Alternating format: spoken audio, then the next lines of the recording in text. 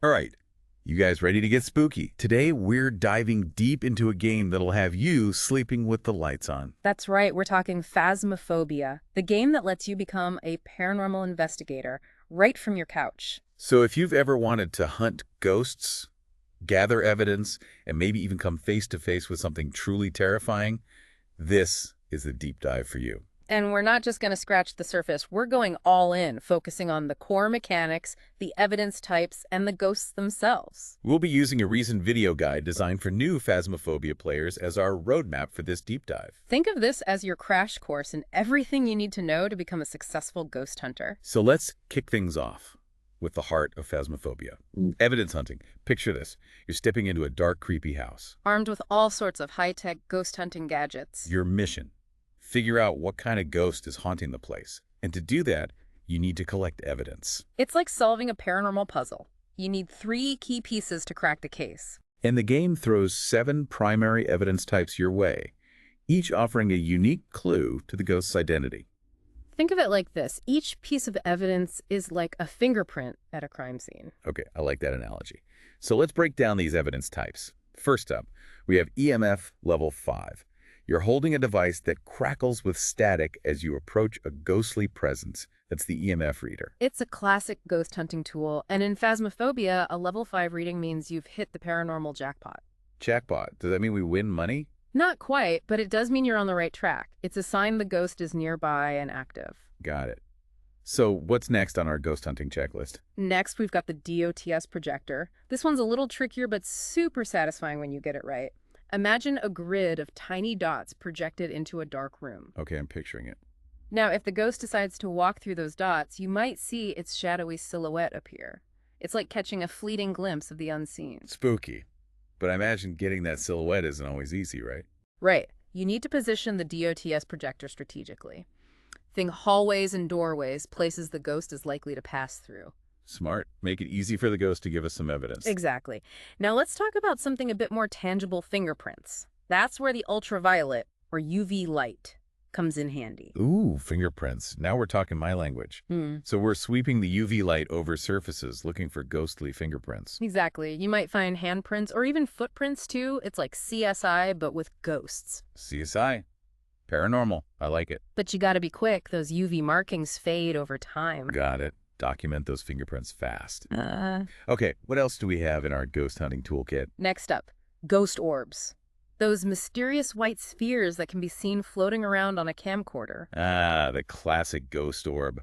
Always a creepy sight. Now here's the thing about ghost orbs. All ghosts can interact with objects, but only certain types will actually leave these orbs behind. Interesting. So ghost orbs are a piece of the puzzle, but they don't tell the whole story. Exactly. They help us narrow down our ghostly suspects. Now, speaking of getting messages from the other side, we have the ghostwriting book. Ah, yes. The good old-fashioned ghostwriting.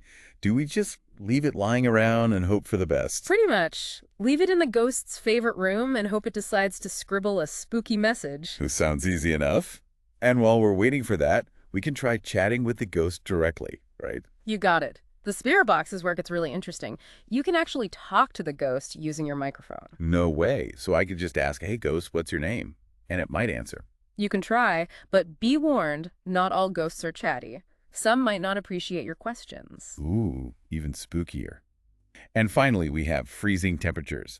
Grab your trusty thermometer and head to the suspected ghost room. If you get a consistent reading below freezing, that's confirmation. It's like the ghost is bringing a chill with it, literally. Okay, so we've covered the 7 primary evidence types. But here's where it gets really interesting. Phasmophobia has a whole roster of 24 different ghosts. Each one is unique, with its own strengths, weaknesses, and, well, personality quirks. 24 different ghosts. That's a lot to keep track of. So tell me, what are some of the ghosts we might encounter? Well, we've got the classics like the spirit. It's common, but unpredictable.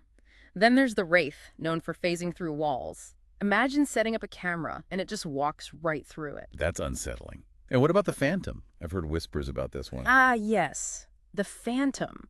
It drains your sanity just by looking at it. A quick glance at a camera feed, and your sanity plummets. Talk about a stare that could kill. Okay, I need to know more about the banshee. The banshee, known for its scream. It can target a specific player. Okay, that's terrifying. Imagine hearing that scream knowing you're the one it's after. What else? What else? We've also got the mischievous poltergeist throwing objects around. Don't be surprised if you see a chair fly across the room. Poltergeist. Classic. Then we have the djinn. Super fast, especially if you're far away. Like a paranormal game of tag? Exactly. But they have a weakness. Djinns hate electronics.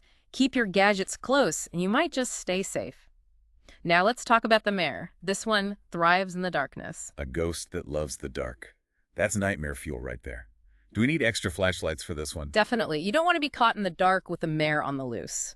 Then there's the revenant, aggressive, charges right at you if you're in its sightline. Okay, note to self, if you see a revenant, run. Exactly. And if you're lucky enough to survive that encounter, you might stumble upon a shade. Shy, harder to find, but more active when alone. Sounds like a creepy stalker. Okay, give me a really scary one. How about the demon? One of the most dangerous, known for frequent and aggressive hunts. Unpredictable, might hunt you even when your sanity is high. Demons. Oh, no, thank you. We're not messing with demons. Okay, what else is there? There's the Uray, it drains your sanity super fast. And the Oni, really powerful, more active when players are around. So the more of us there are, the more active the Oni becomes. Okay, that's not... Okay, it's all about understanding the ghost's behavior. Now here's one for you. The Hantu gets slower in the cold, almost like it's hibernating. Interesting. So we need to watch the temperature with this one. You got it. Now, have you ever heard of a yokai? It's a chatty ghost. Gets more active when players are talking. Oh, so it's like the opposite of the shade. The more we talk, the more it wants to interact? Yeah. This is getting complicated. That's the fun of it. Every ghost is different. Then there's the Goryo. Only shows D.O.T.S. evidence on camera when no one's in the room. That's sneaky. So we need to set up cameras and then get out of there. Exactly. And keep an ear out for the myling. Quiet, but deadly, known for its humming sounds. A humming ghost. That's both creepy and oddly endearing. Are there any more? We've got the Onryo, a vengeful ghost. But here's the good news. It's repelled by flames. Lighters and candles are your friends with this one. So basically, don't forget your lighter. Got it. Anything else? There are the twins, a pair of ghosts that work together to deceive players. You might think you're dealing with one ghost, but there are actually two. Twins. It's just mean. Okay, are we almost done with this ghostly lineup? Almost.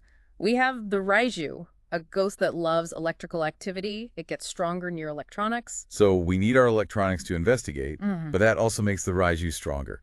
This game is messing with my head. It's a challenge.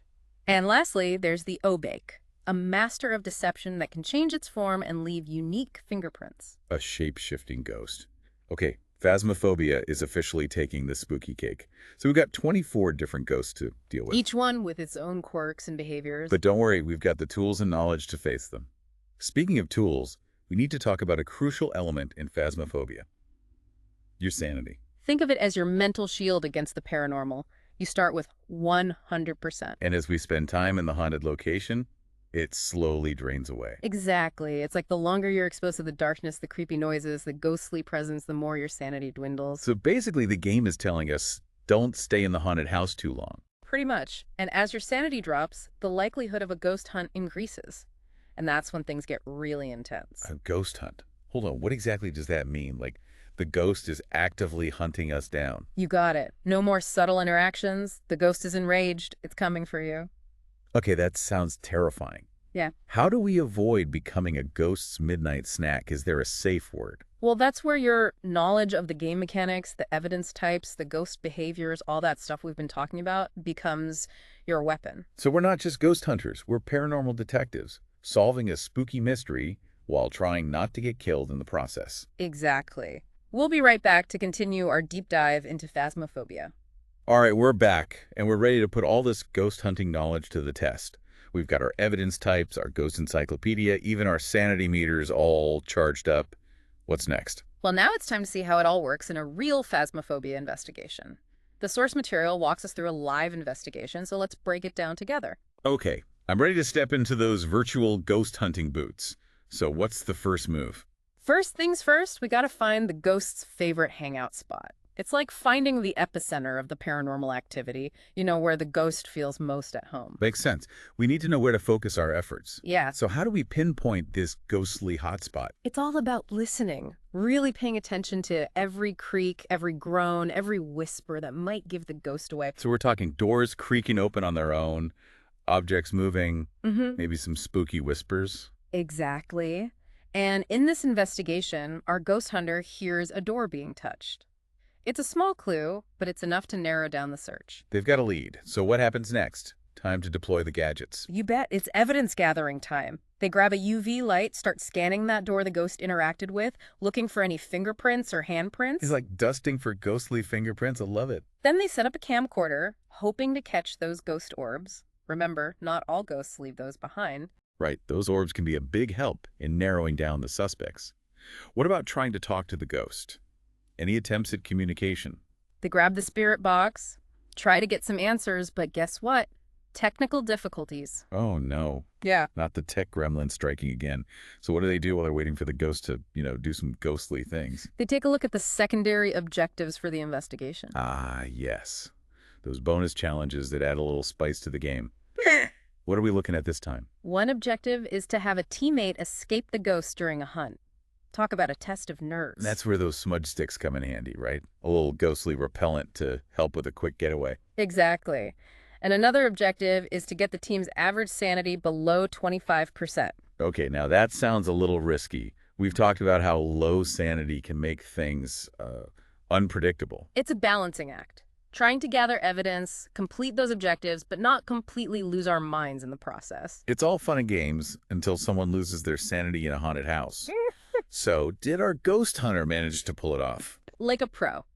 They let their sanity dip below 25%, complete the objective, and live to tell the tale. Now, they're waiting for a ghost hunt to kick off, but they're not just sitting around. But what are they up to? Any other spooky side quests? They're on a classic Phasmophobia mission, the search for the bone. Ah, yes. Finding that bone is crucial for those bragging rights. A perfect investigation score just isn't the same without it. And they found it. Not only that, but they snagged a 3-star photo of the bone. Those 3-star photos are the gold standard, right? Proof of your paranormal photography skills. Exactly. So they've got the evidence, the objectives, some awesome photos. They're on a roll, but they want to be absolutely sure about the type of ghosts they're dealing with. No jumping to conclusions. We need solid evidence, not just a hunch. So what do they do next? They're back in the ghost room, sprinkling salt on the floor, hoping to catch a UV footprint. Remember, some ghosts will leave those behind if they step in salt. It's like laying a ghostly trap. Clever. They even give the ghostwriting book another go, but instead of a message, they get a ghostly prank. The book goes flying. Ooh, the ghost has a sense of humor. Or maybe it's just messing with them. I wouldn't blame it. So are they any closer to figuring out what they're dealing with? You're starting to notice a pattern. The ghost seems to really like interacting with the lights. A ghost with an affinity for electricity. That's definitely a clue. It points to a specific type of ghost, the Ur. They're known for manipulating electronics. So opening and closing doors, flickering lights, basically anything to cause a little electrical chaos. Exactly. And our ghost hunter, drawing on their experience, starts to suspect they're dealing with a Ur. They even notice something called a double door touch. A double door touch. What's that? It's a subtle behavior specific to yours, a sign that they're messing with the doors, just to be spooky, I guess. Okay, so they're pretty confident about the ghost type. They're ready to wrap up the investigation. Well, they want to play it safe. They place a crucifix in the ghost's room. Smart move. Those crucifixes are lifesavers, especially when your sanity's running low. A little protection from a potential ghost hunt. Exactly. They continue observing the ghost, waiting for more evidence, maybe some more interactions, and then, bam, they snap a photo of the ghost interacting with a door, another 3-star photo for the collection. They're killing it. But wait, there's a but coming, isn't there? There is. They missed another opportunity for a photo, a crucial photo that would give them a perfect score. Ah, bummer. Those missed opportunities can be heartbreaking. It happens to the best of us. But now the stakes are even higher. Their sanity starts to plummet. Ghost hunt is imminent. Oh man, the tension is building. I can practically feel the chills. What do they do? It's survival time. They remember those key tips. Silence and hiding. Quick as a flash, they duck into a nearby closet. Classic hiding spot. Hopefully the ghost isn't great at hide and seek. They wait, heart pounding, listening as the ghost hunts for them. I'm getting claustrophobic just thinking about it. Did they make it? They did. They emerged from the closet, a little shaken, but safe. The ghost hunt is over. What a relief. So how did the investigation wrap up? Did they get everything they needed? They did. They successfully identified the ghost as Ari. They collected a bunch of evidence, completed all those secondary objectives. Sounds like a successful mission to me. It was, but that missed photo opportunity still stings a little. They didn't quite achieve a perfect score. Ah, the pursuit of perfection. It can be a tough mistress, but hey, they identified the ghost, survived the hunt, and gained valuable experience. And that's what matters most. Absolutely. So we've witnessed another intense Phasmophobia investigation. What are the key takeaways? Well, we've seen those game mechanics in action, how the evidence types, the ghost behaviors, the sanity system, all those elements come together to create a truly immersive experience. It's more than just memorizing facts. It's about applying that knowledge in a high-pressure situation, making quick decisions, and sometimes just getting a little lucky. Exactly. And it's all about those little details, that missed photo opportunity. It could have made all the difference. Attention to detail, observation skills, a good dose of strategy. Those are the keys to success in Phasmophobia. Now we're ready to move on to another crucial element of the game, the lobby. The lobby. The starting point of every ghost hunting adventure. What's so special about this virtual space? Think of it as your ghost hunting HQ. It's where you gear up, strategize, and get mentally prepared for those spooky encounters. So like a pregame warm-up for the paranormal. Exactly. Let's step inside and take a closer look. Okay, ghost hunters, we're back. Ready for one final investigation before we wrap things up. You bet. Time to put all those skills we've been talking about to the test. Our source material takes us on another live investigation, and this time we're really getting into the nitty-gritty. We're seeing those strategic decisions being made in real time. It's like watching a pro athlete in action, seeing how they apply their training in a high-stakes game. Love that analogy. Yeah. So picture this. We're stepping out of the truck, gear in hand, another haunted house, another mystery to solve. Where do we start? Same as always, got to find the ghost's favorite room, their stomping grounds. Right, find the ghost hangout. Then we can really get to work. So how do we pinpoint this ghostly hotspot? Our seasoned ghost hunter knows what to do. They listen. Every creak, every groan, every sound could be a clue. So it's all about those subtle cues, those hints that something's not quite right. Exactly. And this time they hear a door being touched. A small detail, but it's enough to focus their search. Okay, they've got a lead. What's next? Time to bring out the big guns. Time for some evidence. They grab the UV light, start scanning that door, hoping for some fingerprints or handprints. Ghostly fingerprints. Classic. Then a camcorder. Got to try for those ghost orbs. Always a good sign. What about talking to the ghost? Any luck with the spirit box this time? They try, but wouldn't you know it, technical difficulties again. Those spirit boxes can be finicky. Oh, the joys of technology. So what do they do while they're waiting for the ghost to make a move? They check out those secondary objectives, Got to keep things interesting. Right, those bonus challenges. What are we dealing with this time? One objective is to get a photo of the ghost. Solid proof that we're not just imagining things. Love a good ghost photo. What else? Another one is to witness the ghost interacting with an object. Got to be patient, observant, and a little bit lucky for that one. So it's not just about finding the ghost, it's about catching it in the act. You got it. Now, our ghost hunter, they're thinking strategically here. They want to encourage the ghost to be a little more active. Ooh, strategic ghost hunting. I like it. What's the plan? First, lights out. Plunge the house into darkness. Some ghosts, like the mayor, love the dark. Make it nice and spooky for them. Exactly. And they make sure the room's cold.